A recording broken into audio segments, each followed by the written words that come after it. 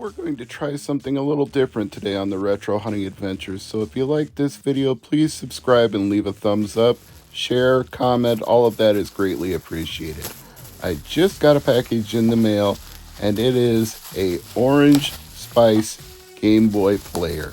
As you can see behind me, I've already got the Orange Spice GameCube, which I picked up from my friend Fix-It Phil, and previously featured in an episode of Homebrew Review. Now I have the Game Boy player to go along with the GameCube and an Orange Spice controller, so now I have a complete set. All that's left to do is get it out of the packaging that the seller sent it to me from Japan in, and then try it out and make sure that it works. I would say this project falls into the realm of completely unnecessary yet totally fun and cool to do. I've always wanted a complete set of the Orange Spice GameCube variant, and they were never sold in the United States. Maybe the controller was, now that I think about it, but the GameCube itself and the Game Boy player itself were definitely not. I did get the Orange controller locally from a friend named Michael, but the Orange Spice GameCube was imported by Phil, and the Game Boy player was imported by me, so between the three, we now have a trilogy. So what I've got to do now is take this Serial Port 1 cover off the back. Serial Port 2 still has the SP to SD2 in it. And now we've got to attach the Game Boy player and screw it down into place. Now I don't go digging around for a Phillips head screwdriver or any sort of tool that would be appropriate for this situation. I just grab some loose change because the grooves on this screw are nice and big, and I've always found that a penny fits in there just fine. So I'm going to use a penny to tighten up both of these screws and make sure that everything is well seated before we get to the actual testing of the Game Boy player. And you can't really test a Game Boy player without some Game Boy games, right? Thankfully, I have two that I just picked up from Gamers Oasis here in town.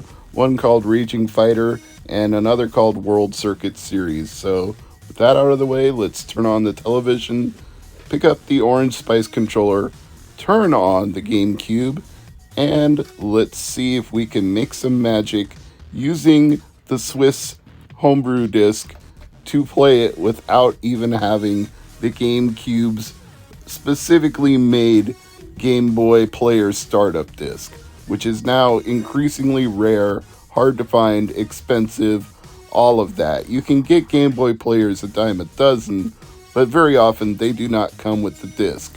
So having something like Swiss to boot up into is greatly helpful. Now I admit I was a little confused at first because it was still reading the micro SD card in Serial Port 2. However, once I remembered that you actually have to get it to load the Swiss DVD instead of just reading the serial port by default, there was the interface for the Game Boy player, the homebrew GBI, that you can use to make all of this work. And there are variants to the GBI. There's a low latency version, there's a speedrunning version, there's all kinds of different versions, but as you can see, it is reading the Game Boy game perfectly, and we have Raging Fighter right there in the middle of the screen. What a beautiful sight that is. Playing Game Boy games on a GameCube with a Game Boy player without the official boot up disc. And a lot of people say this is actually better than using the official boot disc anyway, because the GBI homebrew has options that allow you to scale and customize your experience without having to deal with the limitations of Nintendo's own software. It's actually more robust than what Nintendo developed for it themselves. As a channel like My Life in Gaming would tell you, it really unlocks the potential of your Game Boy player and makes it a much more useful and sophisticated device than it would be on its own. You don't just have to take my word for that, though. I can actually show you what it can do.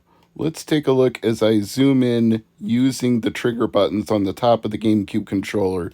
You can blow it up way past the frame of the screen to 4x, but of course you're going to get some pixels cut off in the process, so you might not want to go that big.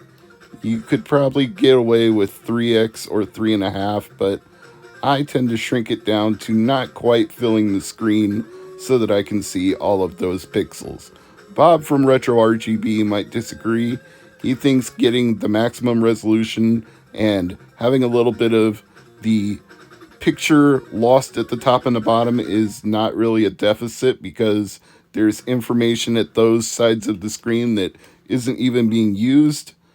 But I say it's a personal preference. If you want to see all the pixels, see all the pixels. If you want to overscan it and lose some stuff at the top and the bottom that you think is irrelevant, do what you think is right. There's no one answer. It's all up to you. Now, as far as I can tell, the only deficit to doing things this way is that you can't just go into the menu like you can with the official boot up disc. The best way I've found to swap discs is to hold down the reset button, pull out the cartridge, and put a new one in. Whereas with the old system, you could just use the boot up disc and select quit the game, and it would say, please eject your Game Boy cartridge or your Game Boy Color or Game Boy Advance, whatever you put in there, because it supports all three. And then you could put something in and it would detect the new cartridge. But this is a workaround. Hold down reset, pull it out, put a new one in.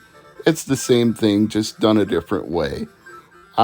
There has to be a menu option though. Maybe there's one for Game Boy interface that I'm not aware of, that I'm not doing properly. But when I did button combinations with the GameCube controller, the only thing I could make it do was reset the Game Boy and restart the game. I couldn't get it to quit the game and let me pop the cartridge out and select a new game. So, like I said, holding down reset seems to be a kludge, but it's a kludge that does the job. And this proves not only that my Game Boy player works, but that both of the Game Boy games that I picked up from Gamers Oasis work. So, bottom line here is you've got options if you want a Game Boy player and you don't have the boot up disc. And they're options that would be cost effective compared to spending well over $100 for one disc to run everything. You can get a Game Boy player without a disc pretty cheap, and once you've got a way to load Swiss, either using the hacked save file from a game like The Legend of Zelda Wind Waker, or using a micro SD card in a compatible memory card adapter, you can import those for a reasonable amount of money. Or any other method you want. You can put a Xeno chip inside your GameCube and run a burned DVD with Swiss on it. Whatever method, once you've got that method, you can run the Game Boy GBI. You can just do what you want and not have to use Nintendo's proprietary software that most people seem to have lost over the years and has now become way more expensive by itself than buying all of these other components separately. Buy a Game Boy player without the boot up disc, buy a means to load into Swiss, and spend less than half of what you would spend for that disc itself. It's a money-saving proposition, so I can't recommend it more highly than that if you want to use a GameCube to play your Game Boy, Game Boy Color, and Game Boy Advance games.